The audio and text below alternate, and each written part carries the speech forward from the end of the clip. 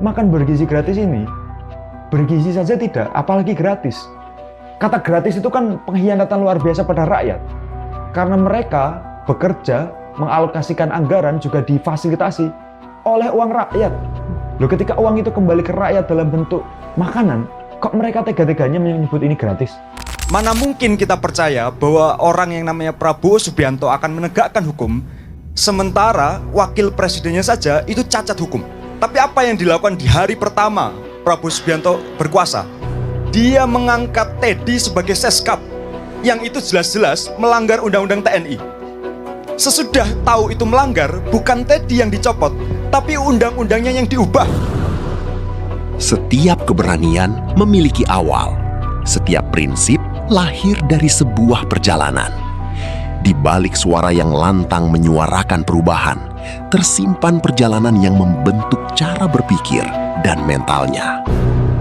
Mas, akhir-akhir ini aku lagi sering nonton Tio Ardianto. Yang bikin penasaran itu bukan isi omongannya, tapi kok bisa ya Tio sampai punya cara berpikir dan mental seperti itu.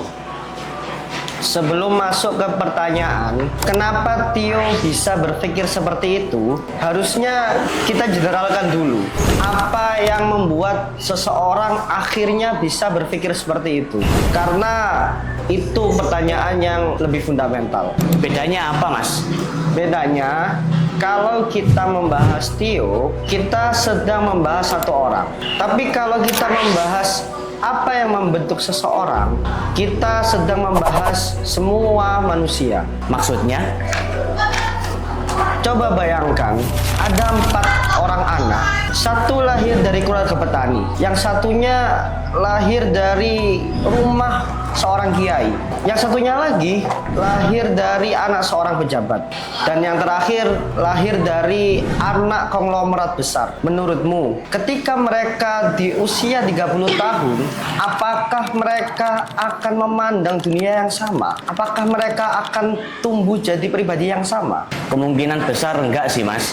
Nah, pertanyaannya, apakah salah satu dari mereka ada yang lebih pintar? Mereka belum tentu. Bisa jadi karena mereka dibesarkan dari dunia yang berbeda. Jadi lingkungan lebih berpengaruh dari kecerdasan. Aku tidak bilang lebih. Aku cuma bilang manusia selalu berdialog dengan lingkungannya. Seorang anak kiai, mungkin sejak kecil ia tak pernah mendapati rumahnya tak pernah sepi. Orang datang meminta doa, meminta nasihat ayahnya. Ayahnya jarang dibantah, tangannya dicium banyak orang. Lama-lama ia belajar bahwa agama tidak hanya sekedar keyakinan, tapi juga otoritas. Apakah itu membuatnya lebih bijaksana? Belum tentu. Tapi hampir pasti dia tumbuh pada horizon yang tidak pernah didapati oleh anak lain. Sama saja bahwa ada orang yang sangat sopan kepada ayahnya. Ada urusan yang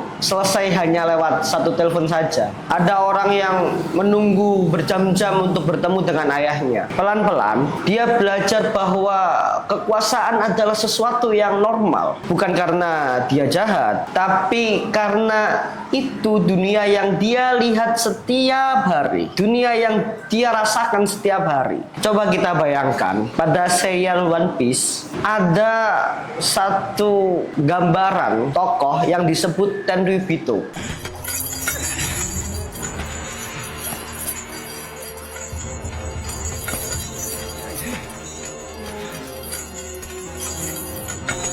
Tenryubitoか。無法地帯も構わず闊歩するとは。厄介の種だ。膝をついてやり過ごす以外なかろう。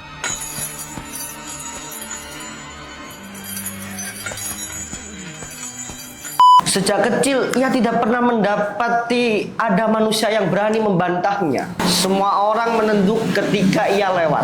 Apapun keinginannya harus dipenuhi. Bahkan ia diajarkan bahwa ia adalah manusia yang lebih mulia daripada manusia yang lain. Manusia yang lain bisa diperbudak seenaknya. Lama-kelamaan, ia mungkin sedang tidak merasa bahwa itu adalah sikap arogan. Karena baginya, itu adalah dunia yang normal. Cara ia memandang bukan serta-merta sifat lahiriah, melainkan berangkat dari pengalaman demi pengalaman yang membentuk horizonnya. Bukankah itu sama saja dengan yang terjadi pada diri kita? Kita selama ini sedang tumbuh pada gelembung kita masing-masing. Ada yang dibesarkan oleh agama, ada yang dibesarkan oleh kekuasaan, ada yang dibesarkan oleh kemiskinan, ada yang dibesarkan oleh perjuangan, dan macam-macam horizon yang ada pada masing-masing manusia. Sehingga seringkali apa yang kita anggap sebagai kebenaran ternyata hanya dunia yang kita kenal sejak kita kecil. Pantas ya mas. Pantas apa? Pantas beberapa dari mereka sering bertindak semena-mena mas. Nah, itu ironinya. Mereka tidak selalu semena-mena karena niat mereka, tapi karena mereka tidak pernah merasakan hidup yang tidak ada akses. Karena mereka tidak pernah benar-benar diajarkan hidup tanpa akses sama sekali. Anak pejabat hidup karena kuasa bapaknya.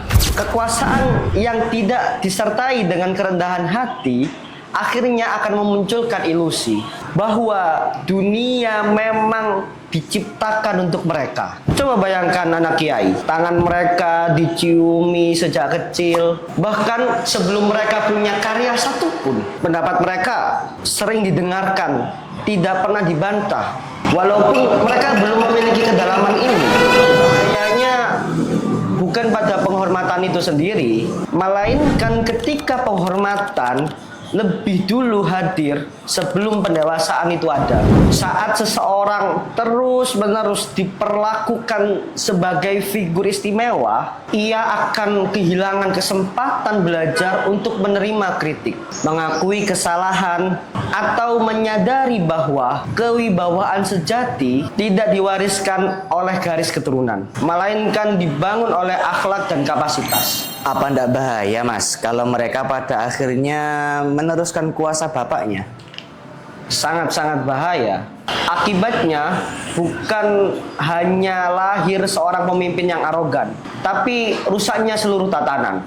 Meritokrasi yang digantikan nepotisme, kritik dibungkam, profesionalisme kalah oleh loyalitas, dan hukum kehilangan wibawanya. Ketika kekuasaan dipahami sebagai hak istimewa, institusi hanya dijadikan alat untuk melanggengkan privilege, bukan melayani kepentingan masyarakat. Lalu otoritas keagamaan posisinya di mana? Mereka hanya jadi alat saja, alat pelanggeng kekuasaan dan kedoliman. Jadi teringat quotes Imam Ghazali di kitab Ihya Ulumuddin, ma fasadatil ra'iyah illa bifasadil muluk, wa ma fasadatil muluk illa bifasadil ulama. Tidaklah terjadi kerusakan pada rakyat kecuali karena rusaknya para penguasa, dan tidaklah rusak para penguasa kecuali rusaknya para ulama. Padahal penting sekali peran ulama di tengah-tengah masyarakat, tapi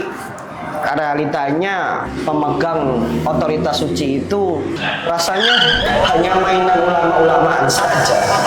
Nyaman duduk dengan penguasa daripada menyuarakan, memikirkan, duduk, hadir di tengah masyarakat. Wah, efek dominonya panjang juga ya mas. Berarti sebenarnya kita semua hanya melihat dunia dari jendela yang berbeda ya mas? Persis. Pernah nggak kamu heran? Dua orang yang sama, membaca buku yang sama, menghadiri kajian yang sama, bahkan menyaksikan peristiwa yang sama, tetapi pulang membawa keyakinan yang berbeda. Kita sering menyimpulkan bahwa mungkin salah satunya pasti keliru. Padahal bisa jadi keduanya hanya melihat sesuatu dari dua jendela yang berbeda. Tidak ada satupun manusia yang melihat dunia secara telanjang. Kita selalu melihat dunia dari kaca yang dibentuk dari keluarga, pertemanan, pendidikan, budaya, pengalaman, bahkan luka yang pernah kita alami.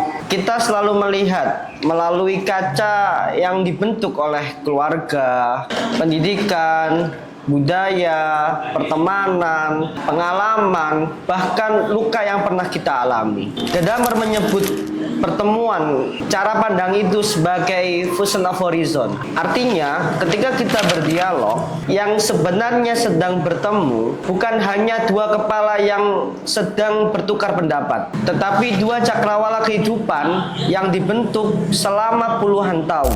Mungkin karena itulah memahami manusia dengan kompleksitasnya sangatlah sulit. Berarti pemikiran seseorang itu bukan muncul tiba-tiba, Mas.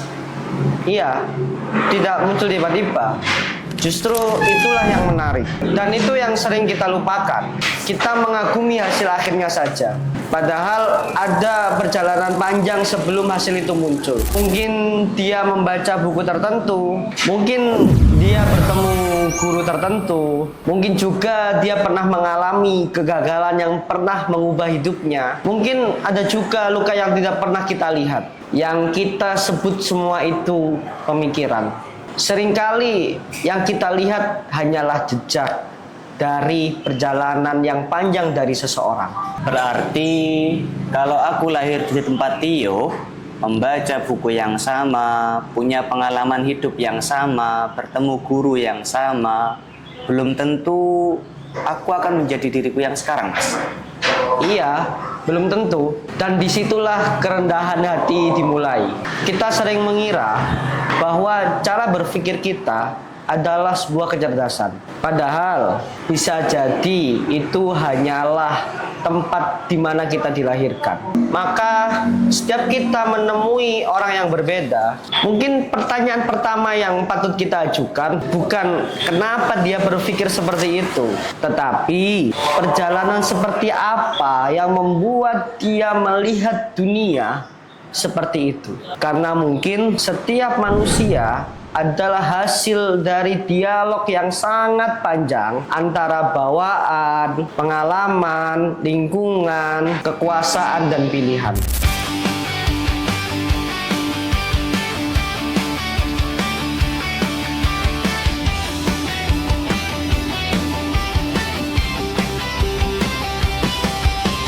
Ali Ramadan Rachmat Muhajir, papanya dan Indrabana.